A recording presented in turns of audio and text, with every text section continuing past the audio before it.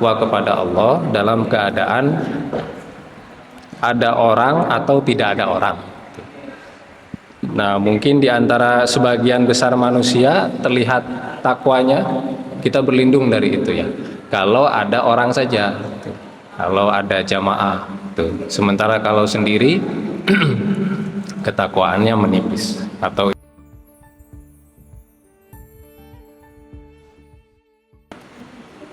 Assalamualaikum warahmatullahi wabarakatuh. Bismillahirrahmanirrahim. Alhamdulillahirabbil alamin wa bi ni'matihi tatimmus shalihat. Asyhadu an la ilaha illallah wahdahu la syarikalah wa asyhadu anna Muhammadan abduhu wa rasuluh. Allahumma shalli ala Muhammad wa ala ali Muhammad. Rabbi shrah li sadri wa yassir li amri wa hlul 'uqdatam min lisani yafqahu qawli.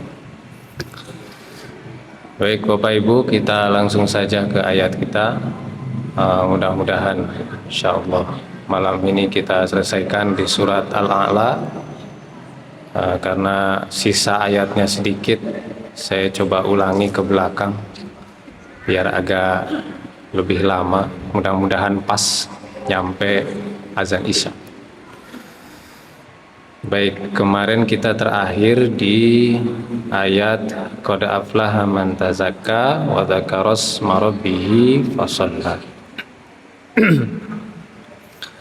Dua ayat ini sebagai pengingat bahwa setelah menceritakan tentang bagaimana akibat dari mereka yang tidak mensucikan Allah, maka hukuman atau siksa di neraka tidak berhenti kepada mereka. La yamutu fiha wa la yahya. Mereka tidak mati, juga mereka tidak hidup.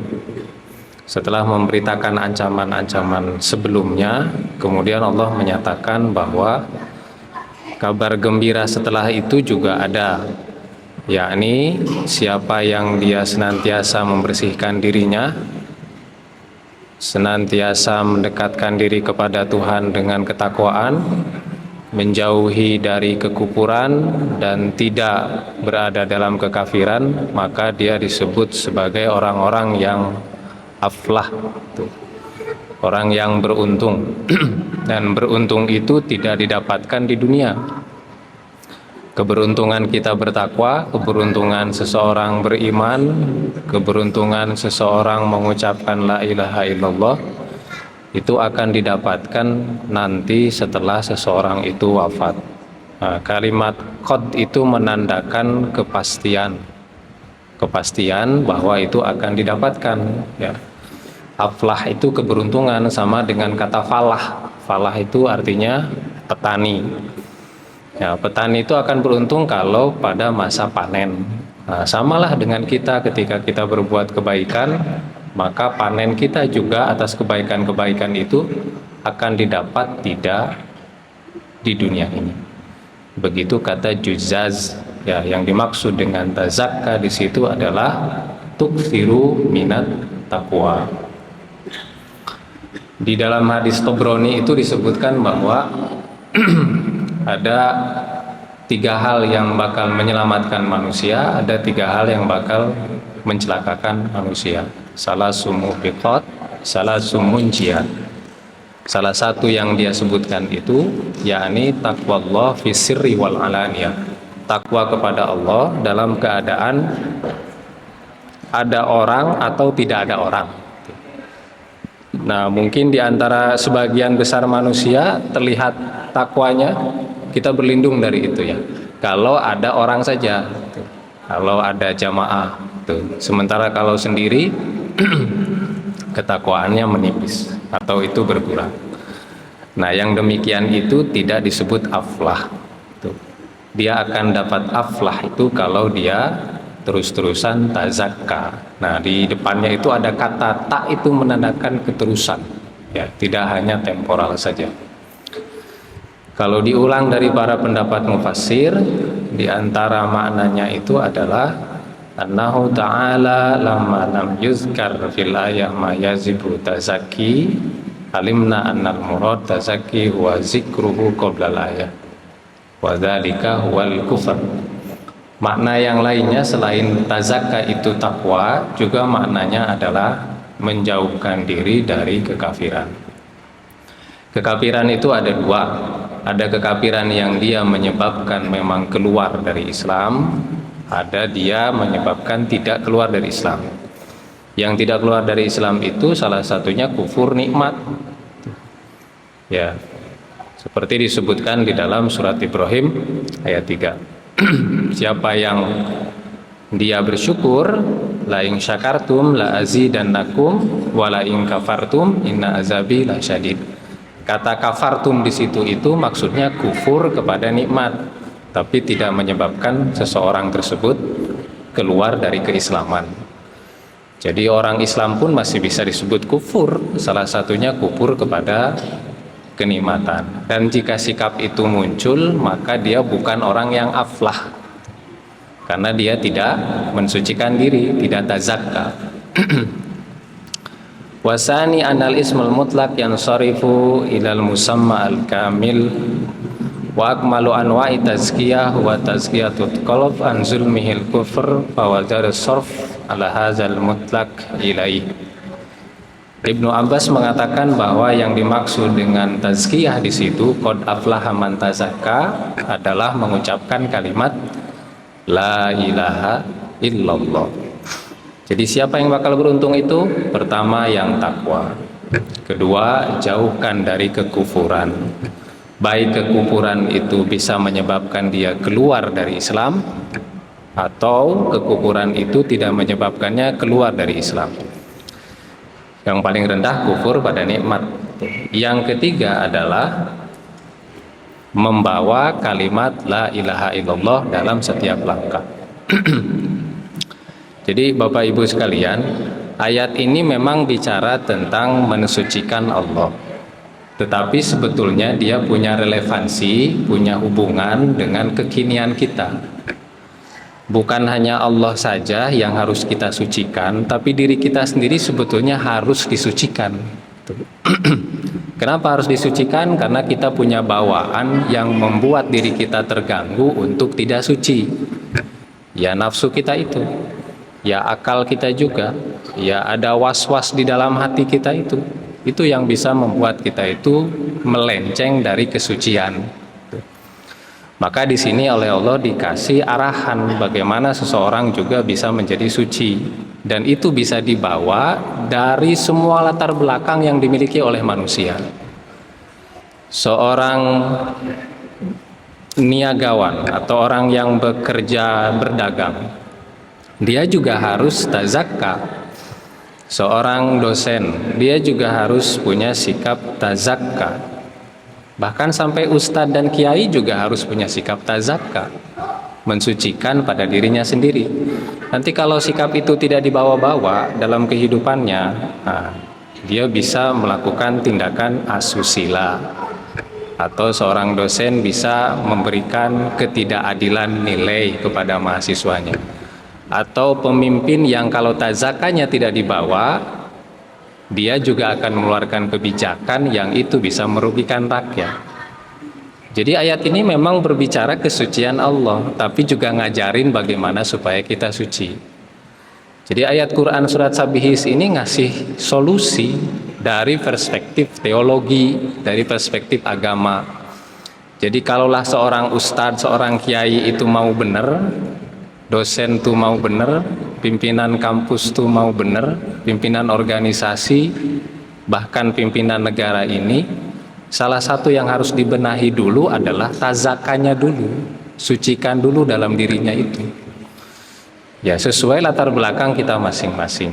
Bagaimana mensucikannya? Tujuannya kata Ibnu Abbas itu la ilaha illallah. Arahnya itu harus kepada Allah. Arahnya itu bukan jangan sampai menjadi seseorang kafir. Arahnya itu harus kepada takwa. Dari takwa saja sudah banyak maknanya kan. Salah satu makna masyhurnya menjalankan yang diperintahkan, menjauhi larangan. Seorang ketika jadi pemimpin, kalau dia takwa, dia tidak akan mengeluarkan kebijakan untuk kepentingan dirinya sendiri, karena itu merugikan orang lain, dan itu tidak sesuai dengan prinsip takwa. Jadi kalau mau dibilang dalam, ini ayat dalam.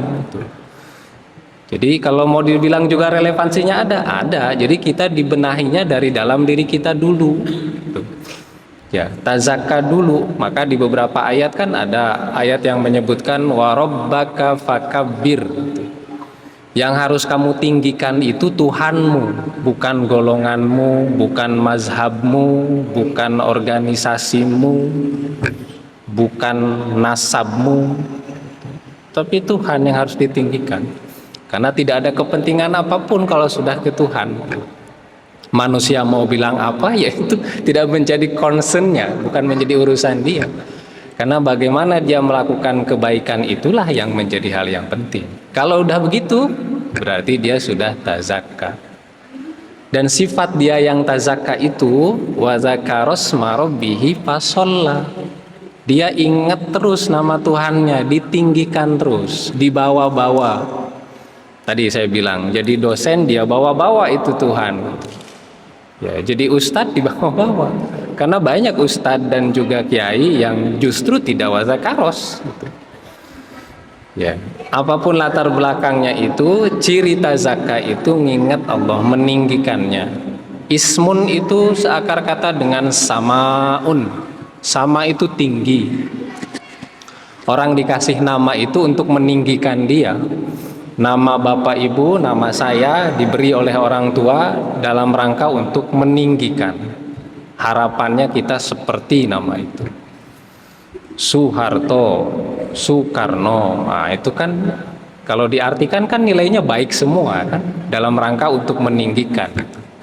Wa zakarosma itu mengingat Allah untuk meninggikannya. Walaupun Allah dengan sendirinya sudah tinggi, ya, tapi kita diberikan cara untuk senantiasa memuji. Apapun yang terjadi itu tinggikan, nah gitu loh, di bawah. Mau senang, mau susah, gimana ninggikannya? Tasbih. Gimana ninggikannya? Tahmid. Gimana ninggikannya? Istighfar. Fasabbih bihamdi rabbika wastaghfir. Itu berarti wa zakarosma. Jadi dia tidak akan punya celah pada dirinya ketika dapat keberhasilan itu, ini karena saya, gitu. Bukan karena Allah. Tidak ada andil orang lain di situ. Kalau dia membawa-bawa Allah dalam setiap kesuksesan dan keberhasilannya, dia sudah tazakka, cirinya dibawa wa zakarosma. Dan kalimat setelahnya itu disebutkannya Rabbihi. Ya. Kalau Ibnu Abbas itu mengartikan ayat ini, pertama, zakaro ma'ada wa mauqifahu baina yaday rabbi fasallallahu. Orang itu bukan cuma dia nyebutin Allah, dia tazakka tadi itu, tapi setelah dia nyebut itu fasalla. Fasalla itu maknanya dia bisa langsung sholat. Dia maknanya bisa langsung berdoa. Ya. Tapi sholat yang dimaksud di sini bukan sekedar mengerjakan sholat. Sholat yang dimaksud di sini itu punya efek kepada kehidupannya. Kita benar-benar ruku tadi itu, benar-benar sujud tadi itu, dan betul-betul berdoa ketika ngomong surat Al-Fatihah itu. Sehingga ketika keluar dari masjid ini, pengalaman sholat tadi itu dibawa. Nah itu fasolah begitu, itu yang tazakka. Jadi bukan hanya sekedar mengerjakan. Yang kedua, yang dimaksud dengan wa zakarosma rabbihi fasolah itu adalah izalatul aqaid fasid anil qalb. Ya, menghilangkan keyakinan buruk tentang akidah yang ada dalam hati, termasuk nyampur-nyampurin akidah. Hari ini kita sholat jamaah di sini, nanti di hari berikutnya kita potong kerbau tapi kita buang itu ke laut, kita kasih sesajen di mana begitu. Kita pergi ke dukun, percaya dengan sesuatu yang itu mendekati kepada kemusyrikan. Kalau masih begitu, belum zakarosma rabbihi fasolla. Masih percaya ramalan dan macam-macam. Ada dukun ngomong di media sosial, kita ikuti. Belum zakarosma rabbihi. Ada orang yang menggandakan uang, kita percaya, kita ikut dia. Ini belum wa dzakara isma rabbih. Dan kita mudah-mudahan terlindung dari yang kayak begitu. Dan makna yang lain istighdar ma'rifatillahi ta'ala bidzatihi wa sifatihi wa asma'ihi. Dzakara isma rabbih fasalla itu menghadirkan ma'rifah, pengetahuan Allah terkait zat, terkait sifat, dan terkait nama. Zat itu tidak sama dengan zat. Zat yang dimaksud di sini itu bukan zat cair, bukan zat padat, bukan berarti Allah seperti zat itu. Tidak, yang dimaksud bukan itu. Kalau kalimat zat cair padat itu ada sendiri bahasa Arabnya. Kalau ini bukan, zat yang dimaksud di sini itu adalah eksistensi atau keberadaan Allah itu sendiri. Allah itu wujud, Allah itu qidam, muhalafatul lil hawadisi, itu yang disebut zatnya Allah. Dia itu pencipta, dia itu pemberi rezeki, dia itu yang memberi manfaat, mudarat juga karena dia. Memahami bahwa semuanya berasal dari Allah berarti kita memahami zat Allah. Jadi bukan zat cair. Sama juga memahami sifatnya Allah itu. Ya, kita kadang-kadang ada ungkapan di kita itu yang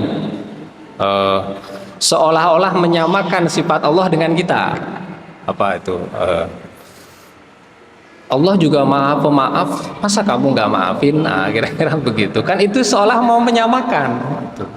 Bisa saja itu maksudnya, seolah ingin menyamakan. Yang kedua, Allah yang mempunyai kekuasaan tinggi begitu saja mau maafin. Kenapa kita yang nggak punya kekuasaan malah tidak mau maafin? Nah, kira-kira begitu.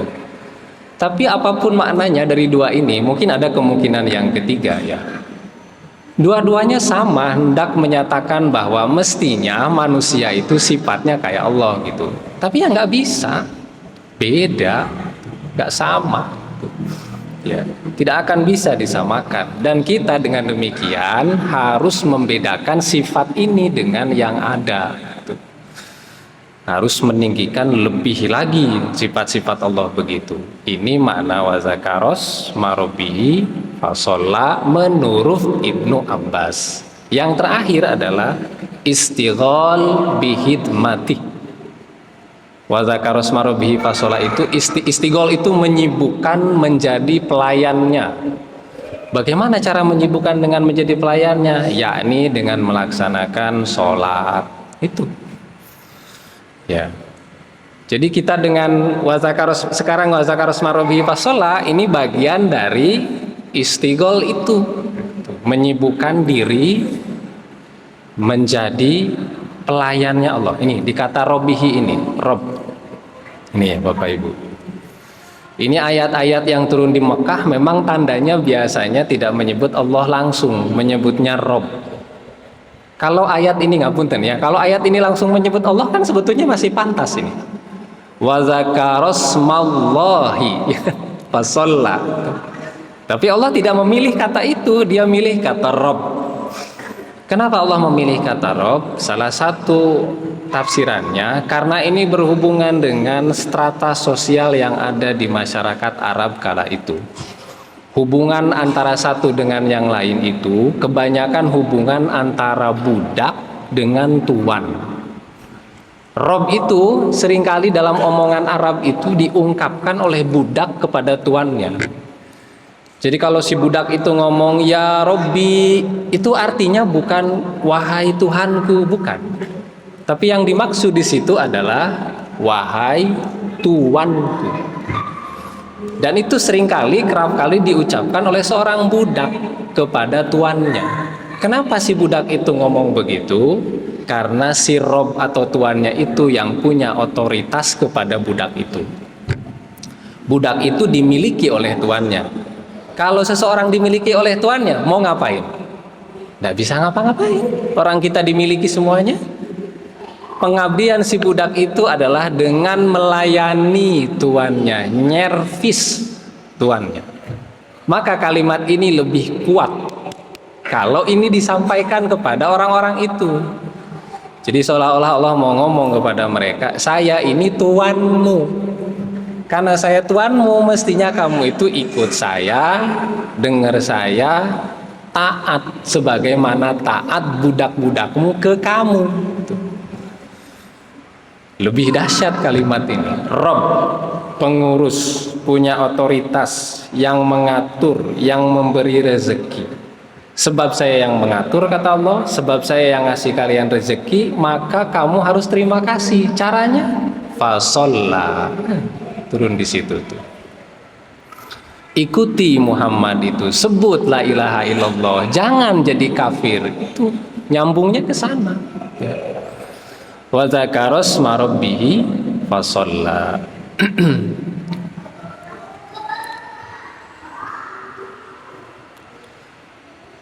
Wa dzakaras marabbihi fa inna dzikra bil qalb laisa illal ma'rifah wa salisuha al hidmah. Ada juga yang mengatakan bahwa makna dari qad aflaha ini hubungannya dengan sedekah.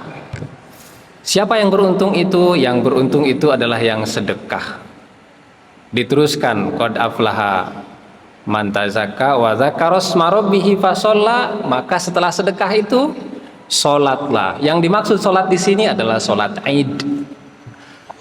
Saya lupa mengutip pendapat siapa, tapi di sini ada pendapat dari hadis. Ya, hadis ini diriwayatkan dari Ikrimah wa Abi Aliyah Ibnu Sirin. Ya, dan dia meriwayatkan ini marfu'an atau sampai kepada Rasulullah. Menurut mereka bahwa qad aflaha man tazakka wa dzakara asma rabbih fasholla itu maksudnya adalah sedekah. Ya. Kalau mau suci diri, maka sedekahkan apa yang kita punya itu. Setelah sedekah, maka sholatlah. Tapi sholat yang dimaksud di sini adalah sholat Id.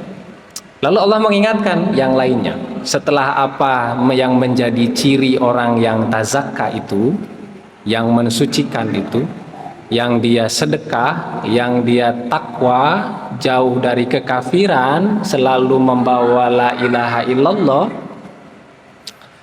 lalu dia senantiasa menyebut-nyebut nama Allah, lalu setelah itu dia membuktikan dengan berkhidmah kepadanya dengan sholat. Allah mengingatkan lagi, itu tidak cukup. Terkadang itu masih bisa mempengaruhi manusia, masih melenceng dari yang semestinya. Allah katakan bal tu'sirunal hayatad dunya, yang kalau diartikan sedangkan kamu orang-orang kafir memilih kehidupan dunia. Tu'sirun itu dipengaruhi.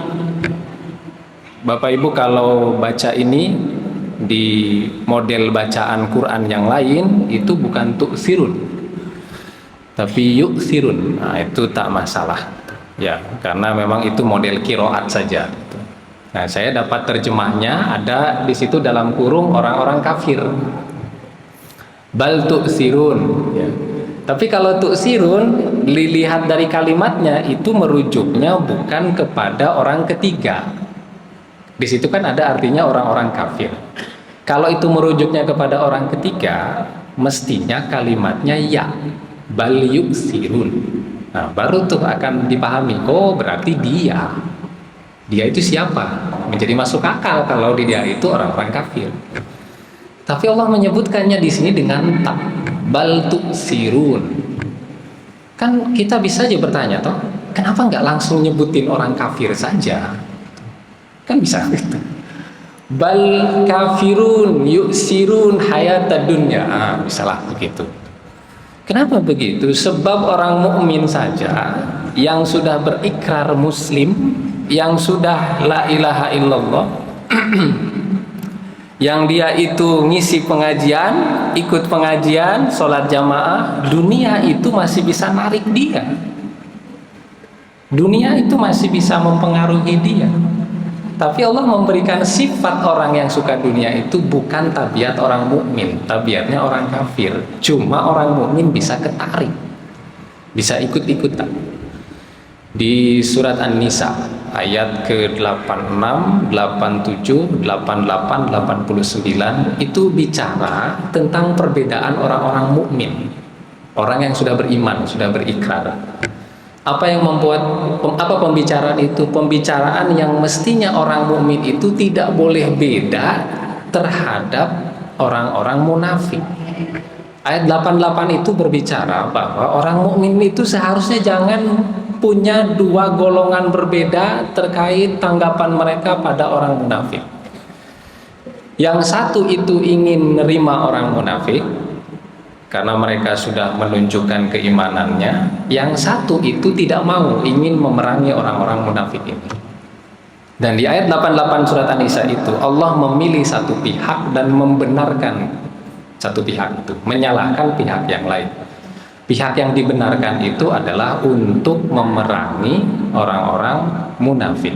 Orang munafik itu mukmin, sebelumnya dia muslim tapi jadi munafik karena apa?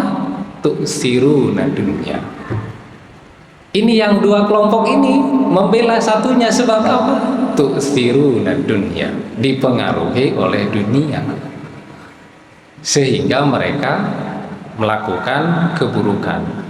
Munafik itu saya kemarin ngasih contoh, dia seperti tikus gurun yang dia buat lubang di satu tempat, nanti dia bikin lubang di tempat yang lain. Lubang yang lain itu buat dia kabur. Mangsanya itu nunggu di lubang yang dia buat, nggak keluar-keluar karena udah keluar di lubang yang lain.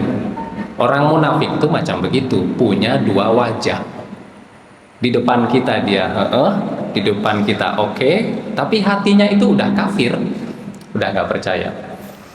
Dan orang-orang ini di masa awal umat muslim hadir dengan Nabi Muhammad banyak, dan Allah memerintahkan untuk mereka itu perangi mereka itu karena ini berbahaya, pengkhianat.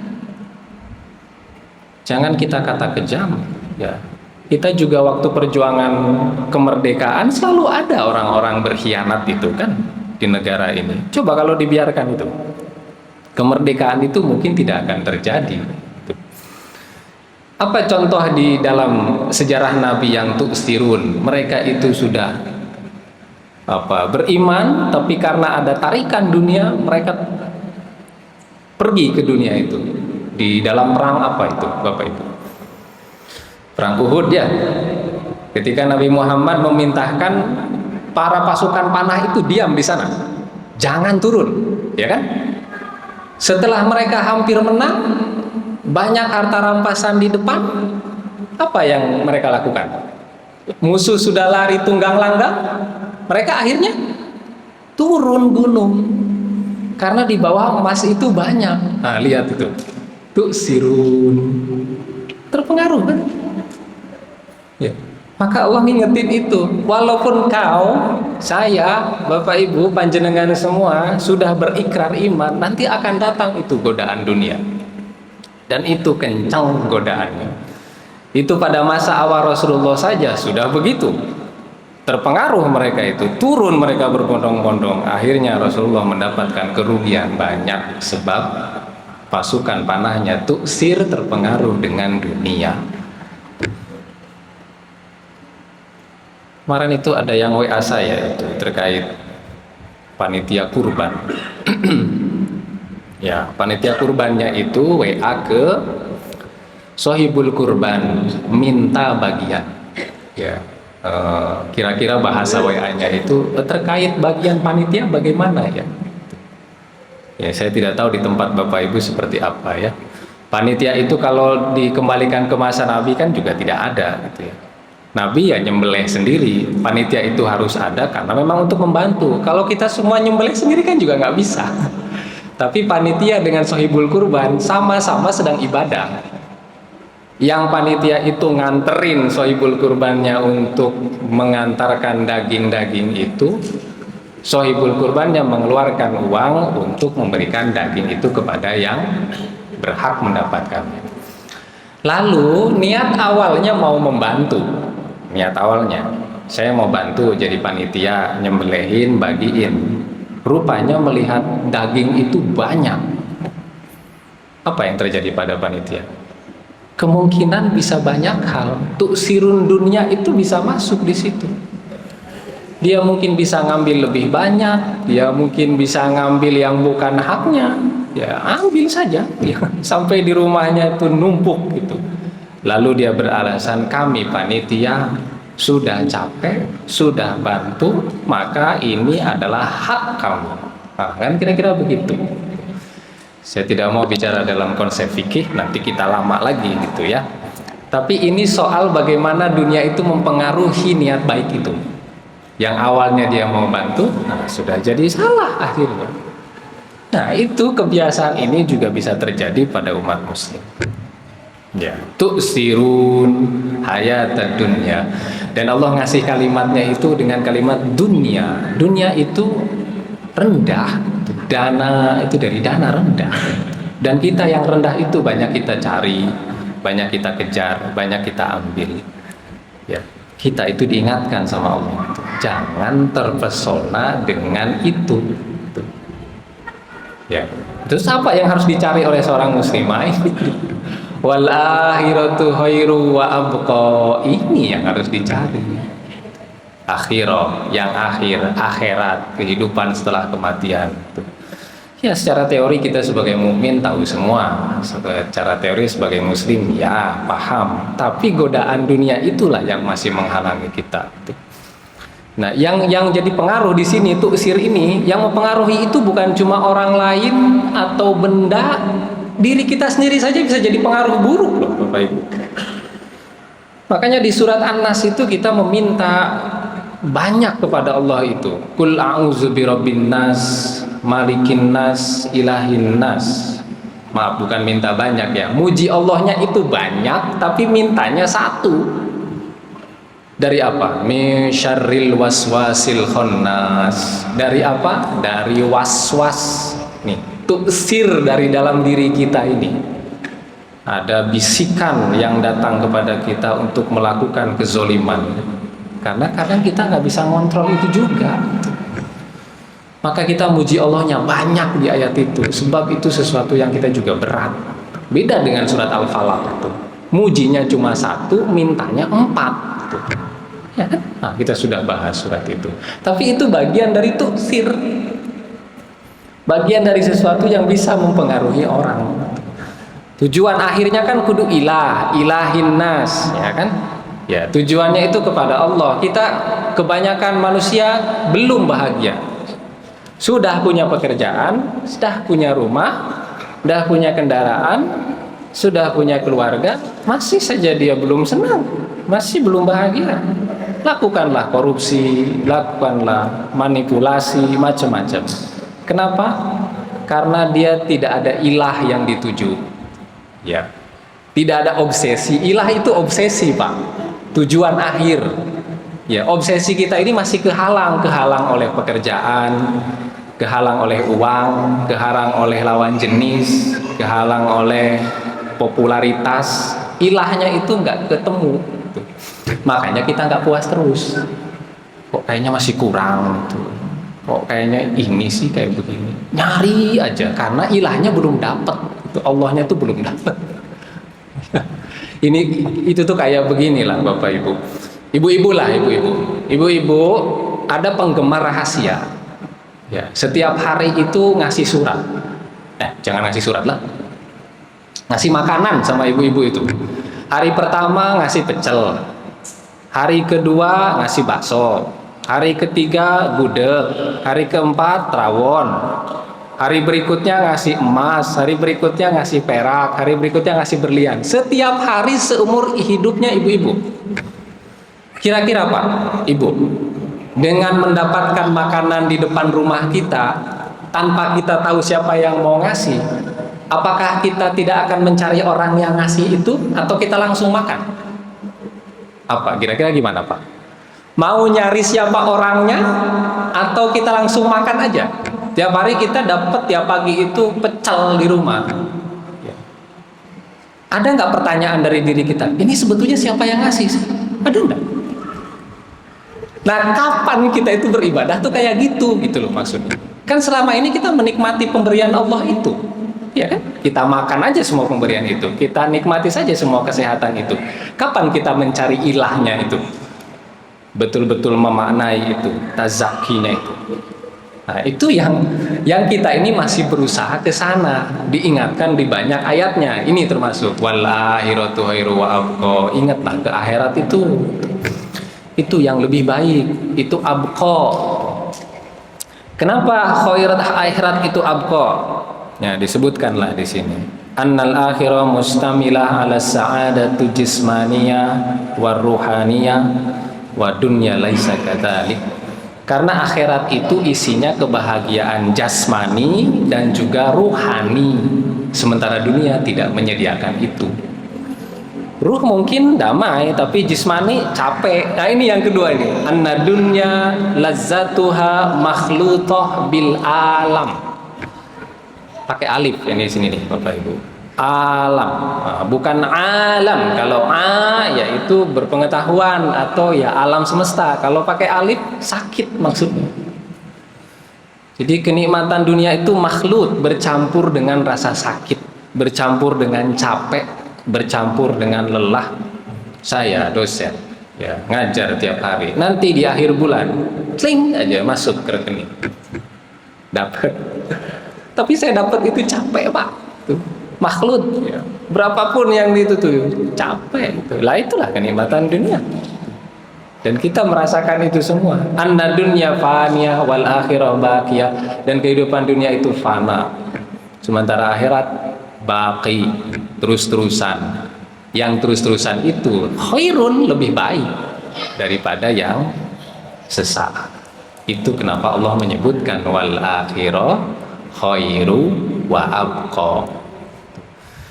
Dan di kebanyakan hal itu yang disuruh akhirat dulu Pak, bukan dunia dulu. Surat Al-Qasas, wabtaghu fima atakallahu darul akhirah wala tansa nasibaka minad dunya. Yang harus dikejar itu akhirat dulu. Tapi jangan lupa kamu hidup di dunia, perlu makan. Itu juga dikejar. Tapi akhirat jadi yang utama. Ya, mana yang lebih penting? Penyakit dalam lebih susah. Penyakit dalam atau penyakit luar? Nah, semua sepakat. Dalam. Ini nggak ketahuan di dalam itu. Kalau kita tergores di luar, nah kasih pedatin, kasih Hansaplast, sudah selesai. Lah kalau sakit di dalam, makanya Allah menyebutkan itu yang penting, itu yang utama itu. Akhirah itu substansinya, itu yang paling dalamnya. Itu yang harusnya sama-sama kita usahain. Bukan hanya ngejar-ngejar dunia tanpa ujung. Karena tidak abqa. Inna hadza la fi suhufil ula suhufi Ibrahim wa Musa. Alhamdulillah nyampe kedua ayat terakhir. Semua yang disebutkan tadi itu inna hadza, saya ingin ngomong banyak ya di sini juga, tapi sudah ada sayup-sayup azan.